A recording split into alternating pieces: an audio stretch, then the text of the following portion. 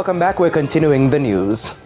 Health experts warn that floodwaters can contain pollutants, including sewage, chemicals, and agricultural runoff. Now, this can lead to a range of health issues. Shamela Pullen explores this in our health report this evening.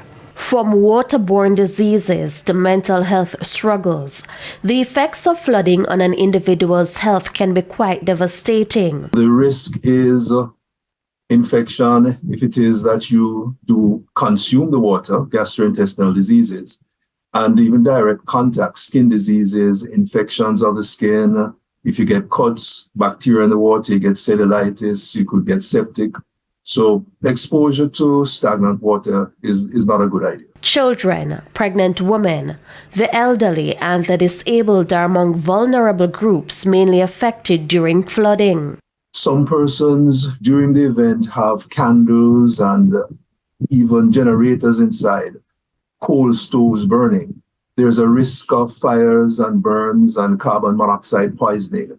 And beyond the disaster, persons who have chronic illnesses, your diabetics, your hypertensive, persons with heart disease, unless it is they have taken the necessary steps to have their medication and appropriate follow-up, then there's a potential for persons like these to run into problems. During a flood, water levels can quickly change. Therefore, persons are advised to stay alert and monitor local radio and television outlets. You collect and store enough potable water.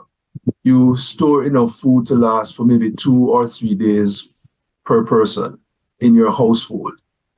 You minimize the need to go outside immediately after.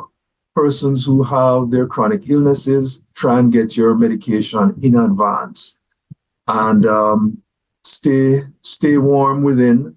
Avoid the risk to go sightseeing. Remember, your safety is the top priority during floodwater. Always stay on the side of caution and seek help where necessary. With your health report, I'm Shamela Pullen wishing you good health.